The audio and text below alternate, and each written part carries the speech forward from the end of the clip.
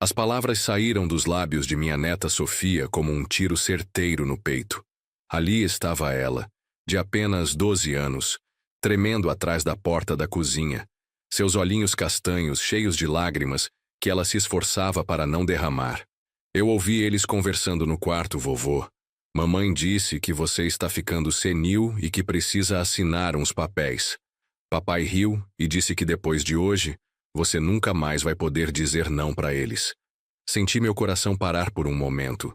52 anos de trabalho honesto, 43 anos construindo uma empresa de logística que hoje vale milhões, 20 anos criando meu filho Ricardo, depois que minha esposa Helena morreu de câncer. E era assim que ele retribuía tudo? Peguei Sofia no colo, sentindo suas mãos pequenas tremendo contra meu pescoço.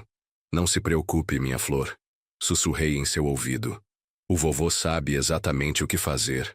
Mas por dentro, algo havia quebrado. Não, meu coração.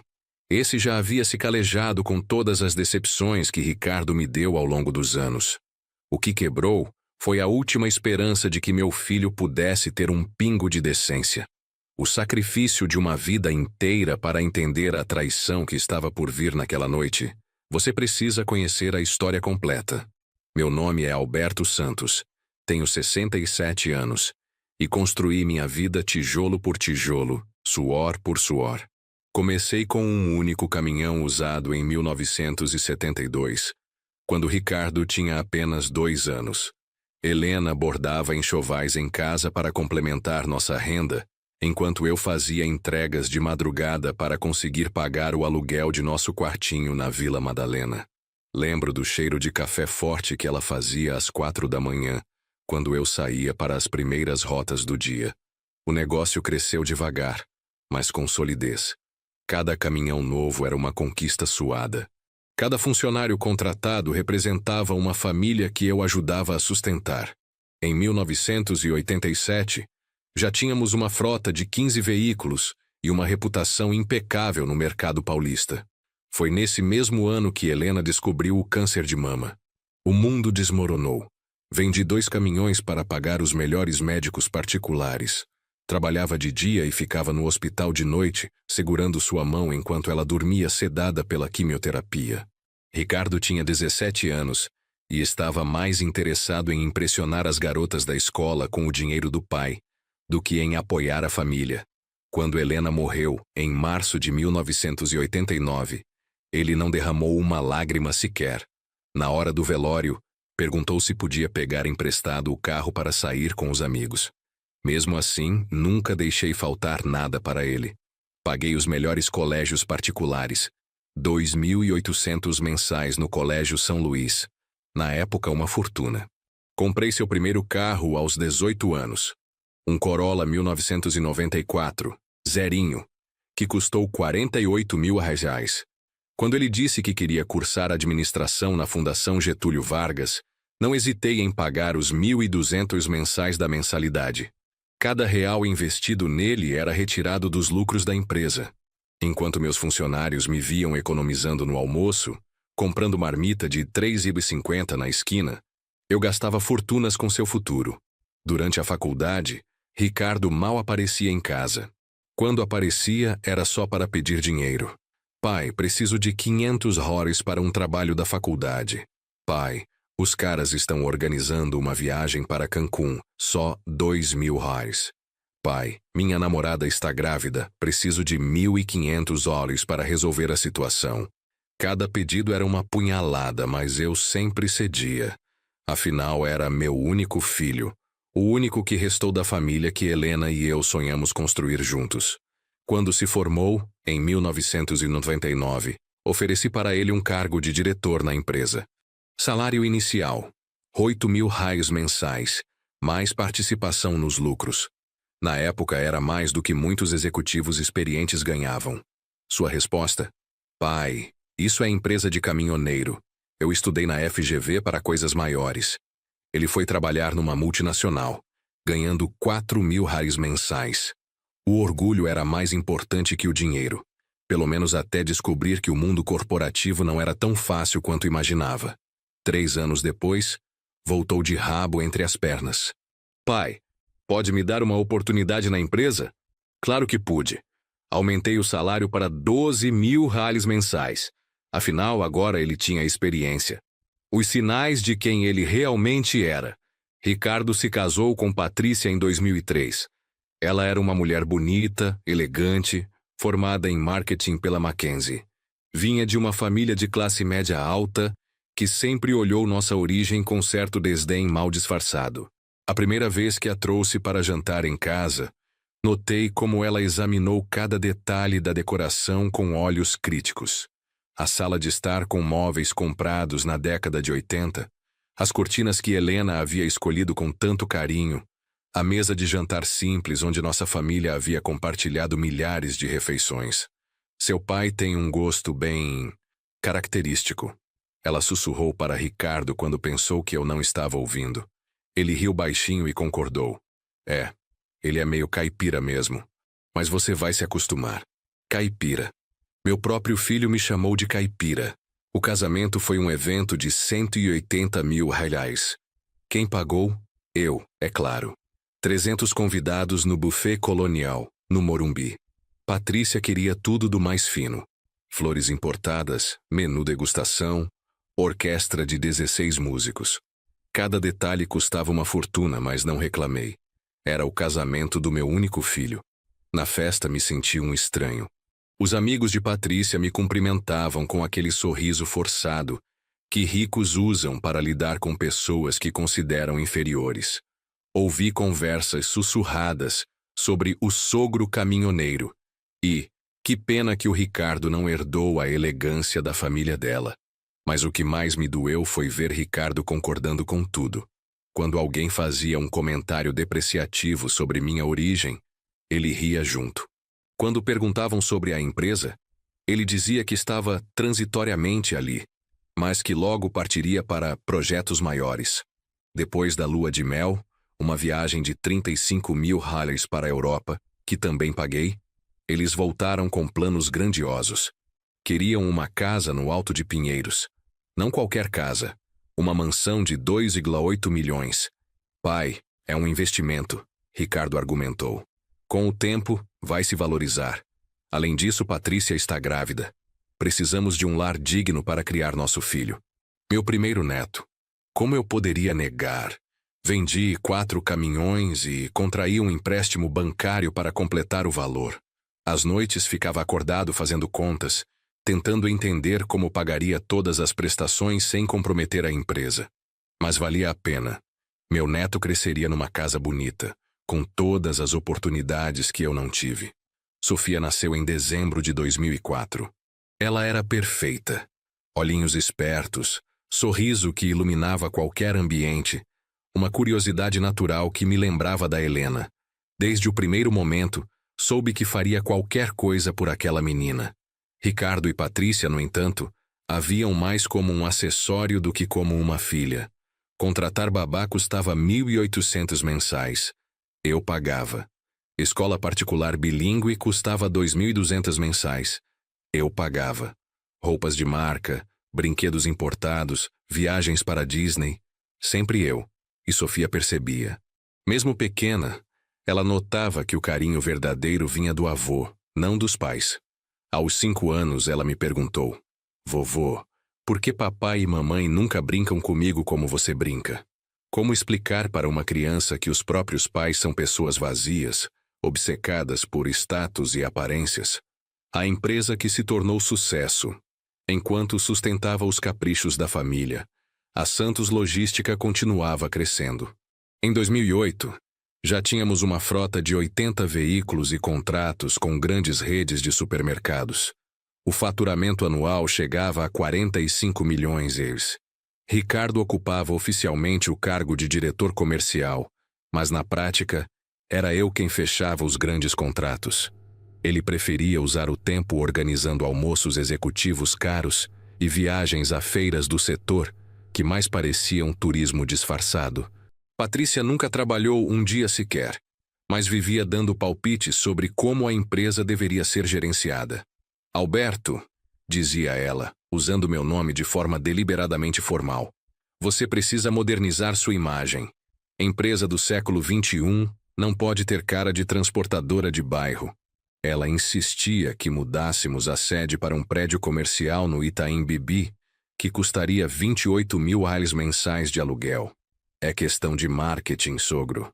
Clientes importantes precisam ver que vocês têm classe. Sempre vocês, nunca nós. Como se ela fosse uma consultora externa, não parte da família. Em 2012, um grande grupo de varejo nos procurou para ser o fornecedor exclusivo de logística em São Paulo. O contrato valia 120 milhões de reais ao longo de 5 anos. Eu passei meses negociando cada detalhe, visitando armazéns, estudando rotas, ajustando preços. Quando assinamos o acordo, Ricardo fez questão de aparecer na foto do jornal especializado. A matéria o apresentava como o jovem executivo responsável pelo maior contrato da história da Santos Logística. Meu nome aparecia como fundador da empresa, como se eu fosse apenas uma figura decorativa do passado. Naquela noite, Sofia, então com 8 anos, me encontrou lendo a matéria na mesa da cozinha. Vovô, por que você está triste? Ela perguntou, subindo no meu colo. Não estou triste, minha flor. Menti. Estou orgulhoso do papai. Mas você que fez o contrato, né? Eu vi você trabalhando de noite nos papéis. Sua inocência cortou meu coração como uma navalha. A ingratidão se torna crueldade com o sucesso do grande contrato. Ricardo e Patrícia se sentiram definitivamente superiores. Mudaram-se para uma casa ainda maior, em Alphaville, custando 4,5 milhões. Desta vez, nem se preocuparam em pedir minha opinião. Simplesmente apresentaram o fato consumado e esperaram que eu pagasse. Pai, é melhor para Sofia, Ricardo justificou. Alphaville tem segurança, boas escolas, ambiente familiar adequado. Você quer o melhor para sua neta, não quer? É claro que queria. Vendi mais caminhões, contraí outro empréstimo e financiei mais uma fantasia de grandeza dos dois. Mas o preço foi além do dinheiro. Com Sofia morando tão longe, nossas visitas ficaram raras. Ricardo sempre tinha uma desculpa. Pai, hoje não dá. Sofia tem aula de equitação. Pai, estamos indo para o clube. Fica para a próxima. Pai, Patrícia organizou um jantar com os vizinhos. Aos poucos, fui sendo excluído da vida de minha própria neta. As únicas vezes que me viam era quando precisavam de dinheiro, o que acontecia com frequência assustadora. Em 2015, Ricardo chegou com uma proposta que deveria ter me deixado alerta. Pai, você já pensou em se aposentar? Poderia passar a empresa para mim e curtir a vida. Afinal, você já trabalhou muito. Eu tinha 58 anos, estava em plena forma física e mental, e a empresa era minha vida. Mas a forma como ele falou, com aquele tom condescendente, como se estivesse fazendo um favor. Filho, ainda não penso em aposentadoria. A empresa precisa de mim. Pai, com todo respeito, você está ficando desatualizado. O mercado hoje exige uma mentalidade mais jovem. Eu tenho MBA, relacionamentos importantes, visão moderna, seria melhor para todos. Mentalidade mais jovem. Como se 50 anos de experiência não valessem nada. A partir desse dia, Ricardo começou a me minar sistematicamente. Tomava decisões sem me consultar. Mudava estratégias que eu havia implementado. Fazia acordos que comprometiam nossa reputação, priorizando lucro rápido ao invés da qualidade que sempre foi nossa marca. Quando eu questionava suas decisões, ele suspirava como se estivesse lidando com uma criança teimosa. Pai, você precisa confiar mais em mim. Eu estudei para isso. Patrícia era ainda pior. Começou a fazer comentários sobre minha idade na frente de funcionários. O Alberto está ficando esquecido, dizia rindo. Semana passada perguntou a mesma coisa 3 vezes. Mentira. Minha memória sempre foi perfeita. Mas ela plantava dúvidas. Criava uma narrativa onde eu era o velho senil que precisava ser tutelado pelos jovens competentes. A humilhação que mudou tudo. O momento que quebrou definitivamente nossa relação aconteceu na festa de 15 anos da filha de um cliente importante, em março de 2018. Eu havia sido convidado pessoalmente pelo dono da rede de supermercados. Afinal, mantínhamos uma parceria de mais de 10 anos. Ricardo e Patrícia ficaram visivelmente desconfortáveis quando descobriram que eu também iria. Na festa, me posicionei discretamente numa mesa lateral, observando meu filho networking com outros empresários. Até que ouvi a conversa que me destruiu. Um grupo de executivos estava discutindo sucessão familiar em empresas. Ricardo, visivelmente embriagado, resolveu participar. Vocês não imaginam como é difícil lidar com pai caipira, ele disse, rindo alto. O meu ainda acha que entende de negócios. Fica dando palpite, querendo mostrar serviço. É constrangedor. Pelo menos você vai herdar a empresa, e comentou o outro. Herdar? Cara, eu já comando tudo há anos. O velho só não percebeu ainda. Aliás, estamos providenciando para que ele assine uma procuração geral. Por questões de, digamos, segurança jurídica. Eles riram. Todos riram. Patrícia completou. Coitado do Alberto. Às vezes dá até pena. Ele se esforça tanto para parecer relevante. Mas é a vida, né? Uma hora a juventude precisa assumir o comando. Senti como se tivesse levado um soco no estômago. Ali estava meu filho, alcoolizado numa festa, ridicularizando publicamente o homem que sacrificou tudo por ele, e planejando me roubar. Saí da festa sem me despedir. Cheguei em casa, minha casa simples na Vila Madalena, onde ainda morava por escolha, e fiquei sentado na poltrona onde Helena costumava bordar, tentando processar o que havia ouvido. Procuração geral. Eles queriam que eu assinasse um documento que lhes daria controle total sobre todos os meus bens. E estavam planejando isso como se fosse a coisa mais natural do mundo. A revelação da neta. 3 meses depois daquela festa, Sofia apareceu na minha casa. Tinha conseguido convencer a babá a trazê-la para uma visita rápida ao vovô. Ela estava diferente, mais séria, mais preocupada. Depois do almoço, enquanto brincávamos no quintal, ela me fez uma pergunta que me gelou. Vovô, você confia no papai e na mamãe? Por que pergunta isso, minha flor? Porque eu ouço eles conversando. Sempre sobre você, sobre dinheiro, sobre papéis que você precisa assinar. Seus olhinhos se encheram de lágrimas. Eles falam como se você fosse burro. Sentei ao lado dela no balanço que havia construído anos atrás. O que mais você ouve, Sofia? Mamãe disse que você está ficando velho demais para cuidar do dinheiro. Papai disse que vai ser melhor quando vocês forem responsáveis por tudo. E ontem, ela hesitou. Ontem eu ouvi mamãe falando no telefone com a vovó dela.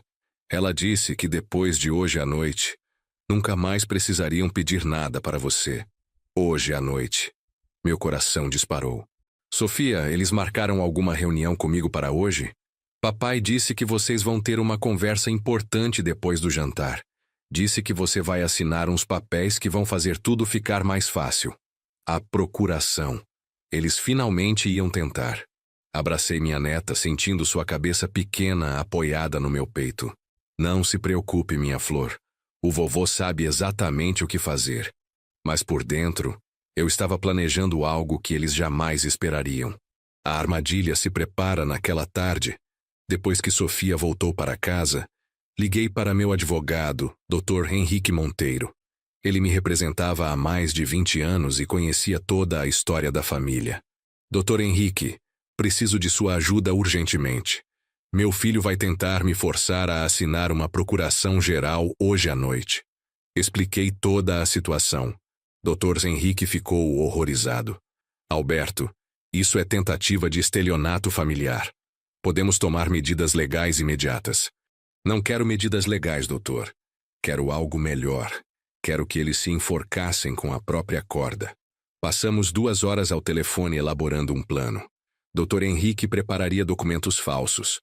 Uma procuração que aparentava dar poderes totais para Ricardo, mas que na realidade era juridicamente inválida.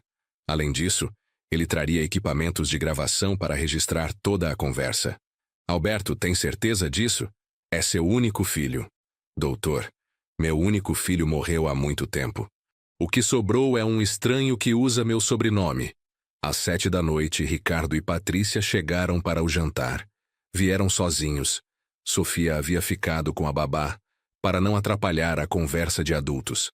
Patrícia trouxe uma lasanha congelada comprada no supermercado. Pensei em facilitar para você, sogro. Cozinhar está ficando difícil na sua idade, né? Eu tinha cozinhado para centenas de pessoas ao longo da vida. Fazia os melhores pratos da culinária italiana que minha avó me ensinou. Mas ela assumiu que eu estava incapaz, como assumia tudo sobre mim. Durante o jantar, eles foram excepcionalmente gentis. Ricardo contou histórias da empresa, elogiou minha experiência histórica, disse como era privilegiado por ter um pai tão sábio.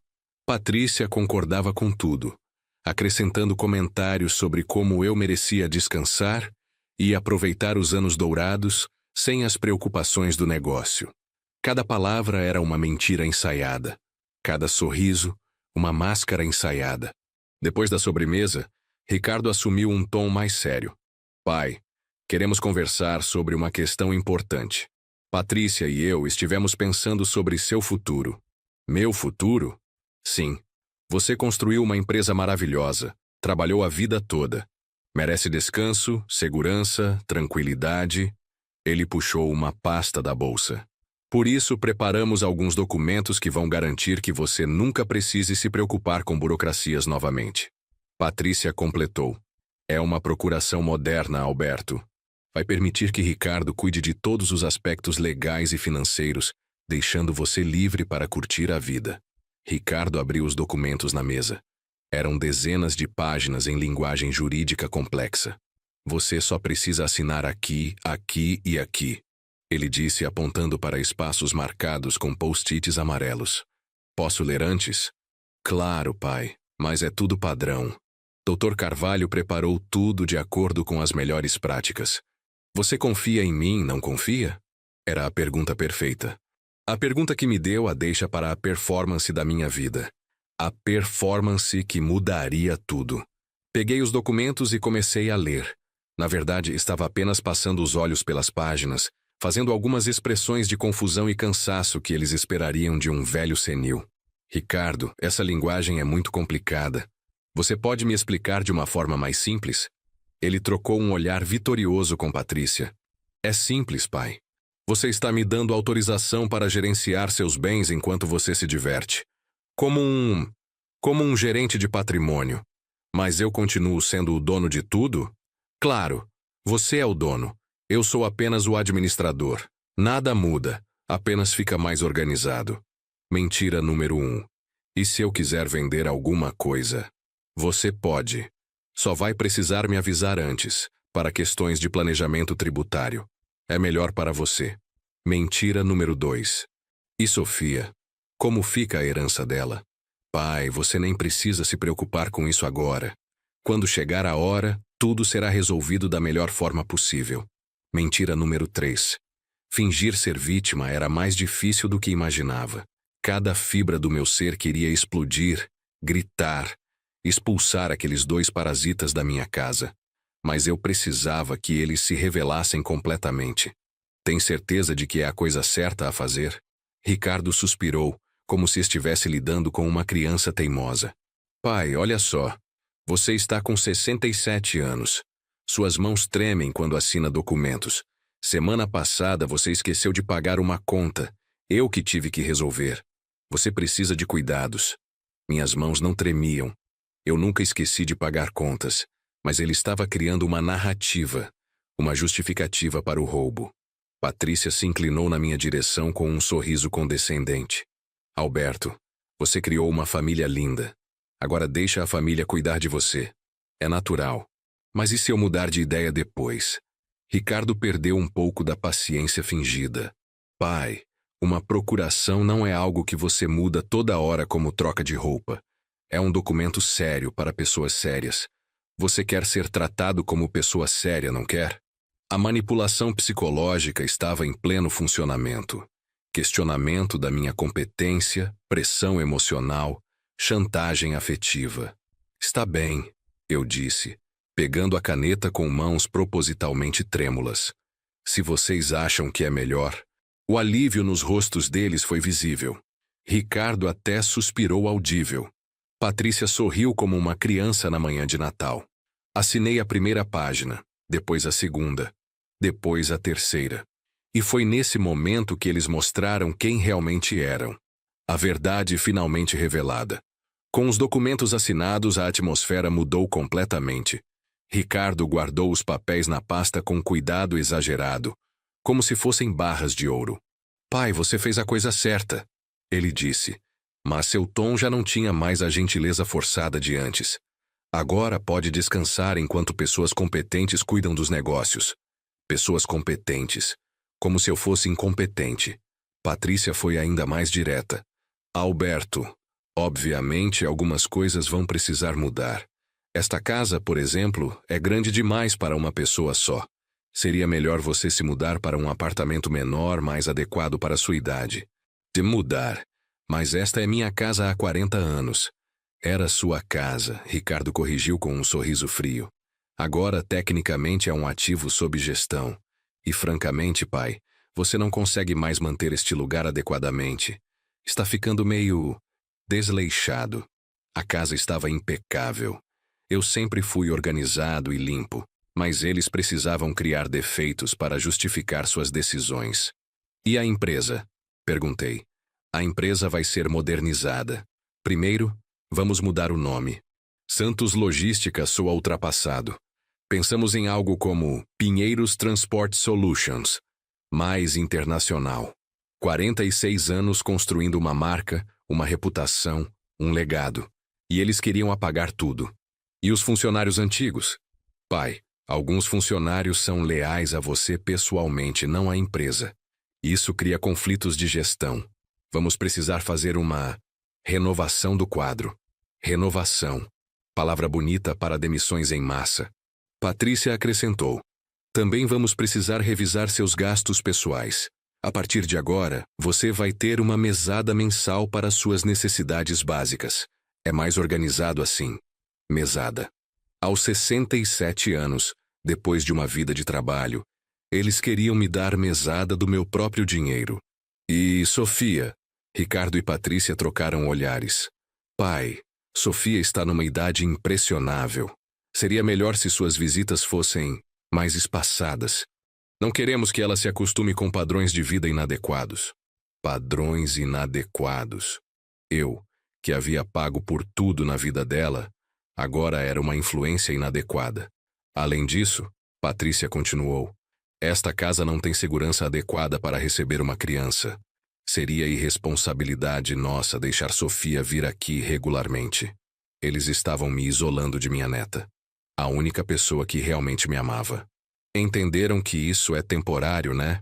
Tentei uma última vez. Quando eu me sentir melhor, posso voltar a participar das decisões? Ricardo riu. Uma risada cruel, genuína. Pai, vamos ser realistas. Você teve seu tempo. Foi um bom tempo, admito. Mas o mundo mudou. Você não entende de tecnologia. Não fala inglês fluentemente, não tem network internacional. A empresa precisa de alguém preparado para o século XXI. E a sua educação? A sua casa? Os carros? Quem pagou tudo isso? Pai, isso foi investimento em capital humano. Você investiu em mim. Agora eu vou multiplicar esse investimento. É assim que funciona. Capital humano. Ele reduziu nossa relação a uma transação comercial. Patrícia se levantou da cadeira. Alberto, seja grato. Muitos homens da sua idade são abandonados em asilos. Você vai continuar vivendo bem, só com menos responsabilidades. Menos responsabilidades. Como se minha vida toda fosse um fardo que eles estavam me aliviando. Ricardo também se levantou. Pai, amanhã vamos ao banco para transferir as procurações. Depois vamos ver uns apartamentos menores para você. Tem uns bem bonitinhos na Vila Olímpia, próprios para a terceira idade. Terceira idade. Aposentadoria compulsória. Isolamento social. Eles se dirigiram para a porta satisfeitos consigo mesmos. Ricardo ainda teve o descaramento de me dar um abraço. Pai, você vai ver que é melhor assim. Vai poder jogar dominó, assistir televisão, fazer essas coisas que idosos gostam. E foi nesse momento que eu sorri. Um sorriso genuíno pela primeira vez em toda a noite. Filho, você tem razão. Vai ser muito melhor assim. Mas eles não entenderam por que eu estava sorrindo. A vingança mais doce. Na manhã seguinte, às 8 horas em ponto, Ricardo me ligou. Sua voz estava diferente, tensa, nervosa. Pai, preciso que você venha ao escritório do Dr. Carvalho urgentemente. Aconteceu alguma coisa, filho? Só venha, por favor. Cheguei ao escritório e encontrei uma cena que valeu todos os anos de humilhação. Ricardo estava pálido, sentado numa cadeira como um menino sendo repreendido. Patrícia estava ao lado dele, com lágrimas de raiva nos olhos. Dr. Carvalho, o advogado que eles haviam contratado, estava visivelmente constrangido atrás de sua mesa. Sr. Santos, ele disse quando me viu, preciso me desculpar profundamente. Eu não sabia que seus clientes estavam tentando aplicar um golpe contra o senhor. Golpe? Fingi surpresa. Não entendo. Ricardo tentou falar, mas Dr. Carvalho o interrompeu. Sr. Santos, quando seu filho me procurou para elaborar a procuração, ele me disse que o senhor estava com início de demência e que precisava de tutela legal. Baseado nisso, preparei os documentos. Mas esta manhã, continuou, recebemos uma ligação do Dr. Henrique Monteiro, seu advogado. Ele nos informou que o senhor está em plena capacidade mental e que a procuração assinada ontem à noite foi obtida através de coerção e informações falsas. Patrícia explodiu. Isso é ridículo. Alberto assinou os documentos voluntariamente. Dr. Henrique, que estava sentado discretamente no canto da sala, se levantou e acionou um pequeno gravador. Minha própria voz saiu do aparelho. E Sofia? Como fica a herança dela? A voz de Ricardo respondeu. Pai, você nem precisa se preocupar com isso agora. Quando chegar a hora, tudo será resolvido da melhor forma possível. Depois a voz de Patrícia. Alberto, obviamente algumas coisas vão precisar mudar. Esta casa, por exemplo, é grande demais para uma pessoa só. E a de Ricardo? Era sua casa. Agora tecnicamente é um ativo sob gestão. O gravador continuou reproduzindo todos os momentos em que eles revelaram suas verdadeiras intenções. Cada mentira, cada manipulação, cada momento de crueldade. Ricardo ficou cinza. Pai, você nos gravou? Não, filho. Vocês se gravaram sozinhos. Eu só documentei. Dr. Carvalho balançou a cabeça com desaprovação. Senhor Ricardo, tentativa de estelionato contra ascendente é crime previsto no Código Penal. As penas são agravadas quando há abuso de confiança familiar. Mas ele assinou! Patrícia gritou, desesperada. Dr. Henrique sorriu. Senhora, a procuração assinada é juridicamente inválida. Foi preparada especificamente para esta ocasião. Cada vírgula, cada parágrafo foi elaborado para parecer real, mas não ter valor legal algum. A expressão no rosto de Ricardo foi o que os franceses chamam de petit mort, uma pequena morte. Toda a sua arrogância, toda a sua superioridade se desintegraram instantaneamente. Além disso, doutor, Henrique continuou. Já protocolamos uma ação de interdição preventiva. O senhor Alberto está solicitando ao juizado que reconheça formalmente sua plena capacidade mental e declare nulos quaisquer documentos futuros assinados sob coerção. Dr. Carvalho se dirigiu a Ricardo. Senhor Ricardo, meu escritório não pode mais representá-lo nesta questão. Na verdade, somos obrigados a comunicar às autoridades competentes a tentativa de crime que presenciamos. Ricardo tentou uma última cartada. Pai, isso é mal entendido. Nós só queríamos ajudar. Eu me levantei devagar, sentindo o peso de todos os anos de desrespeito saindo dos meus ombros. Filho, ontem à noite vocês me mostraram exatamente quem são. Chamaram-me de incompetente, desleixado, inadequado. Planejaram roubar minha empresa, vender minha casa, afastar-me de minha neta. Fizeram isso com sorrisos no rosto, como se fosse um favor. Minha voz estava calmamente furiosa. Vocês acham que construí uma empresa de 45 milhões sendo burro? Acham que sobrevivi no mercado por 50 anos sendo ingênuo? Patrícia tentou chorar. Sogro, foi um erro, nós. Senhora, ontem à noite a senhora disse que muitos homens da minha idade são abandonados em asilos, mas que eu deveria ser grato por continuar vivendo bem. Suas palavras exatas. O silêncio na sala era sepulcral. Dr. Henrique, Pode proceder com as medidas legais que discutimos? Certamente, Sr. Alberto. Temos gravações suficientes para um processo criminal por tentativa de estelionato, mais um processo cível por danos morais. Também vamos solicitar medida protetiva para impedir futuras tentativas de coerção. Ricardo finalmente encontrou a voz. Pai, por favor. Sou seu único filho. Pense em Sofia. Foi pensando em Sofia que fiz isso, Ricardo. Ela não merece crescer acreditando que roubar idosos é normal. As consequências se desdobram 3 dias depois. A bomba explodiu publicamente. O jornal Folha de São Paulo publicou uma matéria na seção de economia. Empresário de 67 anos impede golpe de filho e nora contra patrimônio de 45 milhões. A reportagem continha trechos das gravações, depoimentos de Dr. Henrique e Dr. Carvalho e uma análise jurídica sobre crimes financeiros contra idosos. Ricardo e Patrícia foram identificados pelos nomes completos. Meu telefone não parava de tocar. Clientes ligando para expressar solidariedade. Concorrentes oferecendo parcerias. Jornalistas pedindo entrevistas. Mas a ligação mais importante veio no 4º dia. Era Sofia. Vovô, posso ir na sua casa? Eu preciso conversar com você. Claro, minha flor. Sempre pode. Ela chegou com os olhos vermelhos de tanto chorar. A babá a trouxe e me disse baixinho. Senhor Alberto, a casa está um inferno.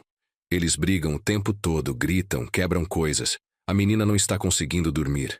Sentei Sofia no colo e ela desabou. Vovô, é verdade que papai e mamãe quiseram roubar você? Como explicar traição para uma criança de 12 anos? Sofia, às vezes as pessoas que amamos fazem coisas erradas. Não porque são más, mas porque ficaram confusas sobre o que é importante na vida. Mas eles falaram coisas horríveis sobre você. Eu ouvi quando eles chegaram em casa ontem. Mamãe disse que você era um velho vingativo. Papai disse que você os humilhou de propósito. E o que você acha, minha flor? Ela me olhou com aqueles olhos sérios demais para sua idade. Acho que você só se defendeu, como você me ensinou. A gente não briga, mas também não deixa ninguém nos maltratar. Meu coração quase parou. Minha neta havia entendido perfeitamente. Vovô, posso morar com você? Não aguento mais aquela casa. Eles só falam de dinheiro, de como você é ruim, de como tudo é culpa sua. Eu não aguento mais. Era o momento mais difícil de toda a situação. Eu queria desesperadamente proteger Sofia, mas sabia que uma batalha de custódia seria traumática para ela. Sofia, vamos resolver isso devagar, com calma. O vovô vai encontrar uma forma de garantir que você fique bem, mas sem mais brigas. A empresa se liberta. Enquanto isso, na Santos Logística, os funcionários estavam eufóricos. A notícia de que Ricardo não assumiria o controle se espalhou como fogo. João, meu gerente de operações há 20 anos, me procurou no dia seguinte. Seu Alberto, todos nós queríamos agradecer. O senhor salvou não só o senhor mesmo, mas todos os nossos empregos. Como assim, João? Sabe aquele plano de modernização que o senhor Ricardo estava preparando? Conseguimos uma cópia. Ele ia demitir 60% dos funcionários antigos nos primeiros 6 meses. Dizia que éramos leais demais ao fundador e que isso atrapalhava a nova gestão. 60%. Eram famílias inteiras que dependiam daqueles empregos. Pessoas que trabalhavam comigo há décadas, que me ajudaram a construir tudo. Além disso, João continuou, ele já tinha conversas avançadas para vender a frota e terceirizar tudo. A Santos Logística ia virar só uma marca. Sem caminhões próprios. Sem funcionários próprios. Tudo ia ser destruído. 50 anos de construção transformados em especulação financeira. Naquele momento, tomei uma decisão que mudaria não só minha vida, mas o futuro da empresa. Convoquei todos os funcionários para uma reunião extraordinária. 80 pessoas se reuniram no galpão principal. Motoristas, mecânicos, pessoal administrativo, supervisores. Pessoal, vocês sabem o que aconteceu nos últimos dias. Vocês sabem que meu filho tentou tomar controle da empresa para destruir tudo que construímos juntos. Murmúrios de aprovação. Por isso decidi fazer algo que deveria ter feito há muito tempo. Vou transformar a Santos Logística numa cooperativa. Cada funcionário com mais de 5 anos de casa vai se tornar sócio proprietário. O silêncio foi absoluto por 3 segundos. Depois explodiu em aplausos, gritos de alegria, abraços. Isso significa, continuei quando a comemoração diminuiu, que vocês vão participar dos lucros, das decisões importantes, do futuro da empresa. E principalmente significa que nunca mais alguém poderá chegar aqui e destruir nosso trabalho. João estava chorando. Maria, da contabilidade, estava chorando. Até seu Antônio, o motorista mais antigo, um homem de pedra de 65 anos, estava com os olhos úmidos. A família se redefine. 2 semanas depois recebi um documento oficial pelos Correios. Era uma petição judicial de Ricardo e Patrícia, solicitando minha interdição por incapacidade mental superveniente e comportamento errático. Doutor. Henrique riu quando mostrei o documento. Alberto, eles não desistem mesmo. Querem reverter o jogo alegando que você perdeu a razão. E podem conseguir? Não com as provas que temos. Mas vamos precisar de uma avaliação psiquiátrica oficial. É procedimento padrão. Fiz a avaliação com 3 especialistas diferentes. Todos confirmaram o que eu já sabia. Estava em perfeita saúde mental, com capacidade cognitiva superior à média para a minha idade. O laudo psiquiátrico foi devastador para as pretensões de Ricardo. Dizia textualmente: o avaliado demonstra memória excepcional, capacidade de raciocínio lógico preservada, habilidades executivas intactas e personalidade estável. Não há evidências de declínio cognitivo, demência, ou qualquer condição que comprometeria sua capacidade de tomar decisões. Quando os laudos chegaram ao juiz, a petição de interdição foi não apenas rejeitada, mas Ricardo e Patrícia foram multados em 50 raios. Brasileira 0 por litigância de má-fé. Mas a verdadeira vitória veio 3 dias depois. Sofia apareceu na minha casa com uma mochila nas costas. Vovô, conversei com a mamãe e o papai. Disse que quero passar as férias escolares inteiras com você. 2 meses completos. E eles concordaram? Não tinham escolha. Falei que se eles não deixassem, eu ia contar para o juiz como eles falam de você em casa, como me proíbem de te visitar, como usam mentiras para me afastar de você. Minha neta de 12 anos havia aprendido a se defender. Além disso, ela continuou com um sorriso maroto. Disse para eles que você é rico e famoso agora, que sai no jornal, que todo mundo fala bem de você. Aí a mamãe ficou interessada em não brigar. Patrícia, sempre calculista, percebeu que associar-se a um vencedor era melhor que se manter inimiga dele. A cooperativa floresce. 6 meses depois, a Santos Logística Cooperativa estava funcionando perfeitamente. O faturamento havia crescido 35%. Os funcionários estavam mais motivados que nunca. E novos contratos chegavam toda semana. João foi eleito presidente do Conselho Administrativo. Maria se tornou diretora financeira. Eu permaneci como diretor-geral, mas agora com 79 sócios trabalhadores tomando as decisões junto comigo. A cooperativa implementou uma política revolucionária. 40% dos lucros eram distribuídos entre os cooperados, 30% eram reinvestidos na empresa, 20% iam para um fundo de aposentadoria complementar e 10% para um fundo de assistência social para funcionários em dificuldades. Era o capitalismo com face humana que eu sempre sonhei. Ricardo tentou uma última cartada. Ofereceu seus serviços como consultor externo para a cooperativa. A resposta foi unânime. Não. Obrigado. Ele e Patrícia tiveram que vender a mansão de Alphaville. Os gastos com advogados, as multas judiciais e principalmente a perda da expectativa de herança os forçaram a reduzir drasticamente o padrão de vida. Compraram um apartamento de 3 quartos em Osasco. Ricardo conseguiu emprego numa transportadora concorrente, como gerente de operações, não como diretor. O salário era 1/3 do que ele ganhava comigo. Patrícia teve que procurar trabalho pela primeira vez em 15 anos. Virou coordenadora de marketing numa empresa pequena, ganhando 4.500 mensais. A vida real finalmente os alcançou. O relacionamento com Sofia se fortalece. Durante as férias que Sofia passou comigo, reconstruímos completamente nosso relacionamento. Eu a ensinei a cozinhar os pratos tradicionais da família, contei histórias da avó Helena, mostrei fotos antigas, expliquei como funcionava a empresa. Ela se interessou especialmente pela parte administrativa. Vovô, quero aprender a mexer com números como você. Comprei livros de matemática financeira adequados para sua idade. Ensinei planilhas básicas, expliquei como funcionavam contratos e margens de lucro. Sofia era inteligente como a avó e determinada como eu. Aos 12 anos já sabia mais sobre gestão empresarial que muitos adultos. Vovô, quando eu crescer quero trabalhar na cooperativa. Posso? Minha flor.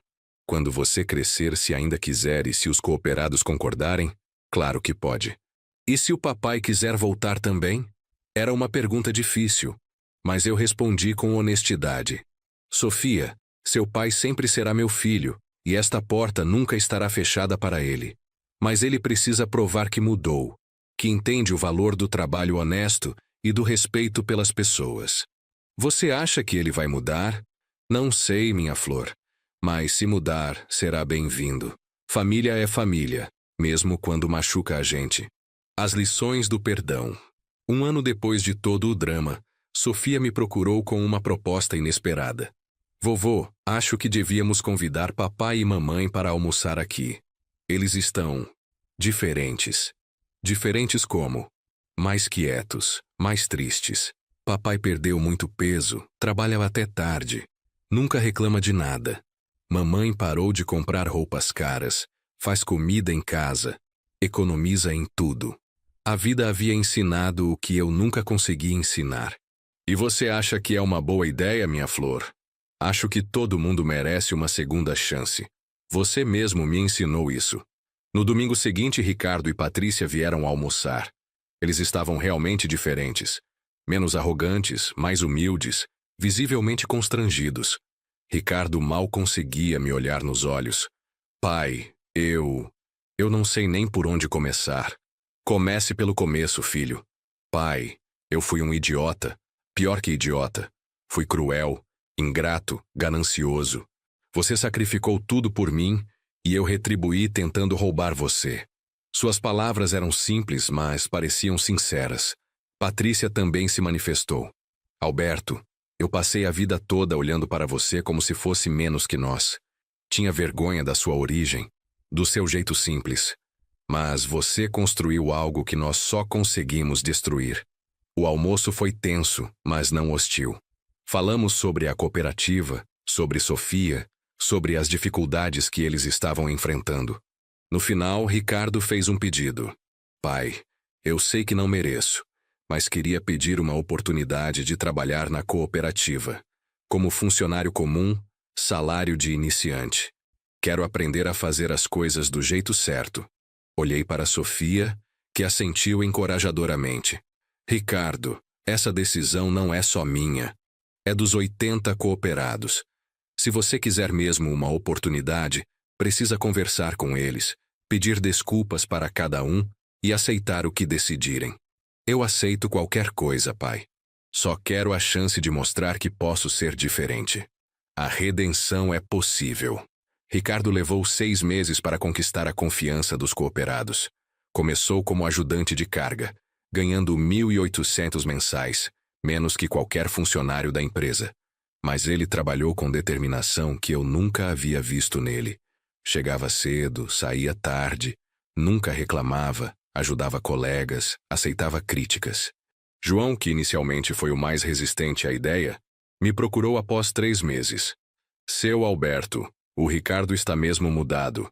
Trabalha que nem condenado. Trata todo mundo com respeito. Não se acha superior a ninguém. Após 6 meses, os cooperados votaram para promovê-lo a motorista. Depois de mais 6 meses para supervisor de rota. Ele estava subindo a hierarquia pelo próprio mérito. Patrícia também mudou. Parou de me chamar de Alberto e voltou a me chamar de sogro. Nas reuniões de família, demonstrava interesse genuíno em minhas opiniões e experiências. Mais importante, ela e Ricardo começaram a ser pais de verdade para Sofia. Participavam de reuniões escolares, ajudavam com lição de casa, organizavam programas familiares simples mais significativos. O círculo se completa 2 anos depois do dia em que Sofia me alertou sobre o plano dos pais. Estávamos todos reunidos para o Natal de 2020. Mas desta vez era diferente. A ceia foi na minha casa. A mesma casa que eles haviam chamado de inadequada. Ricardo e Patrícia ajudaram na cozinha, arrumaram a mesa, lavaram louça. Sofia, agora com 14 anos, havia se tornado uma adolescente brilhante e equilibrada. Tirava notas excelentes, falava 3 idiomas e já demonstrava talento natural para negócios. Durante a ceia, Ricardo levantou o copo. Pai, quero fazer um brinde. Há 2 anos eu era um homem perdido, ganancioso, que quase destruiu a família mais importante da minha vida. Hoje, graças à sua sabedoria e à sua generosidade, estou aprendendo a ser o homem que sempre deveria ter sido. Patrícia completou. Sogro, o Senhor nos ensinou que dignidade não tem preço, que trabalho honesto vale mais que dinheiro fácil e que família verdadeira se constrói com amor e respeito, não com interesse. Sofia sorriu. Vovô, obrigada por me ensinar que às vezes a coisa mais corajosa que podemos fazer é defender quem amamos, mesmo quando essa pessoa é a gente mesmo. Olhei para minha família real, não a fantasia que eu havia alimentado por décadas, e senti uma paz que não experimentava desde a morte de Helena. A Santos Logística Cooperativa estava prosperando. Ricardo havia se tornado um funcionário exemplar e um pai presente. Patrícia descobriu que simplicidade pode ser mais elegante que ostentação. Sofia crescia cercada de amor verdadeiro, não de privilégios vazios. E eu finalmente entendi que às vezes precisamos quebrar as coisas para reconstruí-las corretamente. Epílogo. As lições de uma vida. Hoje, aos 69 anos, acordo todas as manhãs sabendo que minha vida tem propósito. A cooperativa emprega 120 pessoas, todas elas sócias do negócio. Sofia está no 2º ano do ensino médio e já sabe que quer estudar administração. Mas desta vez para servir, não para se servir. Ricardo foi eleito pelos cooperados como diretor de operações. Ganha um salário justo, participa dos lucros como todos. E mais importante, tem o respeito genuíno dos colegas. Patrícia descobriu que é uma excelente professora de marketing digital. Montou um pequeno negócio próprio e está ajudando empresas familiares a se modernizarem sem perder suas essências. As lições que aprendi podem parecer óbvias, mas são difíceis de aplicar quando o coração está envolvido. Primeira lição: amor verdadeiro às vezes exige coragem para dizer não. Segunda lição: dignidade não é negociável, mesmo quando quem negocia é família. Terceira lição: as pessoas só mudam quando enfrentam as consequências reais de suas ações. Quarta lição: perdão não significa aceitar abuso. Significa dar oportunidade para a mudança genuína. Quinta lição: o maior legado que podemos deixar não é dinheiro, mas exemplo. Se você está lendo esta história e se reconhece nela, seja como vítima de ingratidão familiar, seja como alguém que talvez tenha desrespeitado quem não deveria, saiba que nunca é tarde para fazer o que é certo. Eu passei 67 anos aprendendo que o amor incondicional não significa aceitar desrespeito incondicional. Aprendendo que generosidade não é sinônimo de subserviência. Aprendendo que às vezes a coisa mais amorosa que podemos fazer é ensinar uma lição difícil. Minha neta Sofia sempre diz que eu sou seu herói, mas a verdade é que ela foi a minha heroína. Uma menina de 12 anos teve a coragem de me alertar sobre uma traição que eu estava cego demais para ver. E hoje, quando ela me pergunta sobre o futuro, eu respondo com certeza: minha flor. O futuro pertence a quem tem coragem para construí-lo com as próprias mãos. Porque no final das contas, essa é a única riqueza que realmente importa. A certeza de que fizemos por merecer tudo o que temos. Se você já teve que ser corajoso para defender sua dignidade, ou se aprendeu que o verdadeiro valor das pessoas se mostra nos momentos difíceis, Deixe sua história nos comentários abaixo. Todos nós temos batalhas silenciosas. E às vezes, o que precisamos é saber que não estamos sozinhos.